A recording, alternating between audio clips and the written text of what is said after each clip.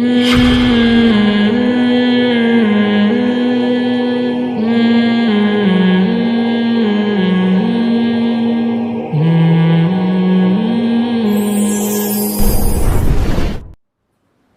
چونکہ آپ کی نظر میں یہ کوئی مسئلہ ہی نہیں ہے کہ آپ کی نظر میں کوئی سیاستدان ہوٹل میں کچھ کرتا ہوا پکڑا جائے تو کوئی بات نہیں, یہ ان کا نجی معاملہ ہے, آپ ان چیزوں کو.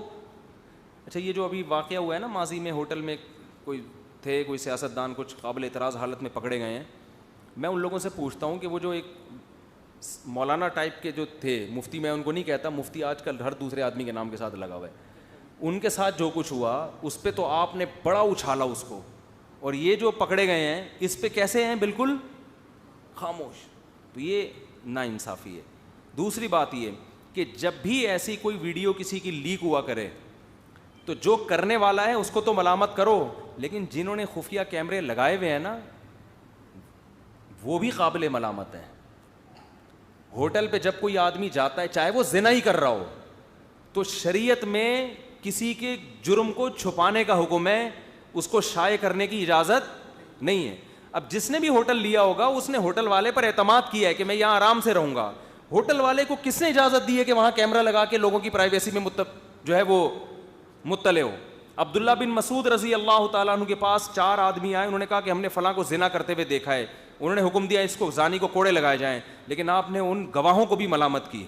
فرمایا تم نے ایک آدمی کو دنیا میں ذلیل کر دیا, کتنا اچھا ہوتا کہ تم اس کے جرم پہ پتہ ڈال دیتے. حالانکہ وہ شرعی 4 گواہ تھے جن کو اجازت ہے, جبکہ 4 گواہ اگر نہ ہوں تو اسلام میں اجازت نہیں ہے کہ آپ کسی کے جرم کو ہائی لائٹ کریں, دنیا میں پھیلائیں, چاہے کوئی بھی ہو. تو یہ ہوٹل والوں کا اور جو خفیہ کیمرہ نصب کرتے ہیں وہ بھی دودھ کے دھلے ہوئے نہیں ہیں. میں کہتا ہوں جتنی ملامت اس مجرم کو کرنی چاہیے اتنی ہی ملامت ان لوگوں کو بھی کرنی چاہیے جو کسی کے چھپے ہوئے گناہ کو ہائی لائٹ کرتے ہیں. وجہ اس کی یہ ہے کہ اس سے انسان جب توبہ کرتا ہے نا بعد میں تو اللہ معاف کر دیتا ہے, لیکن اس کا گناہ اگر لوگوں کے سامنے چلا گیا تو لوگ اس کو معاف نہیں کرتے. کتنے ہی بڑے سے بڑا گناہ ہو, توبہ کا دروازہ اللہ نے موت تک کھولا ہوا. ہم نے بڑے بڑے گنہگاروں کو سچی توبہ کرتے ہوئے دیکھا ہے, ایسے پلٹ جاتے ہیں.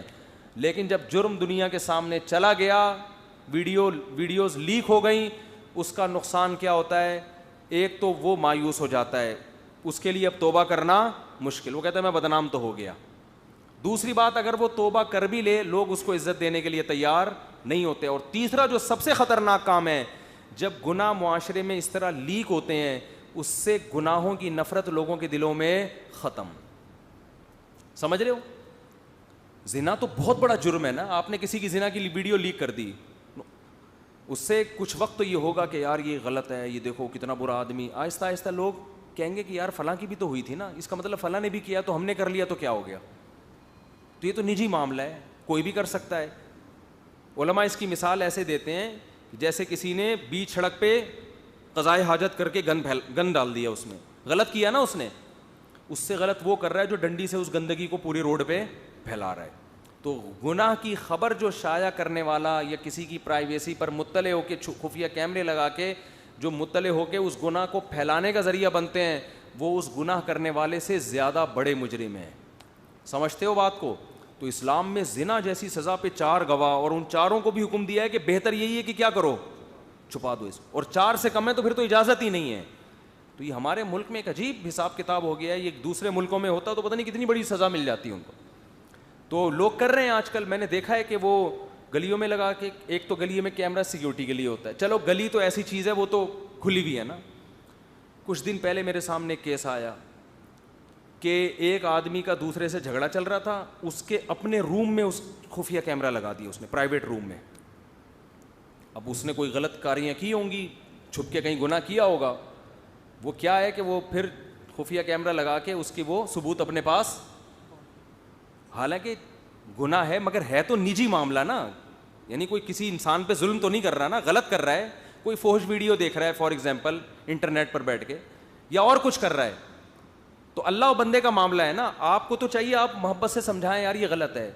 کیا کیا کہ اس دشمنی میں اس کی ویڈیو بنا لی چھپ کے, اب اس کو بلیک میل کرتے پھر رہے ہیں. تو وہ بیچارہ جس نے جرم کیا تھا وہ میرے پاس آیا, کہا یار یہ تو میں ذلیل ہو گیا ہوں یعنی. تو میں نے کہا خیر تم نے بھی کوئی اچھا کام نہیں کیا, لوگ تو آتے ہیں پھر اپنے دکھڑے سنا رہے ہوتے ہیں. لیکن اس نے جو کیا ہے وہ تمہارے سے بھی زیادہ برا کیا ہے.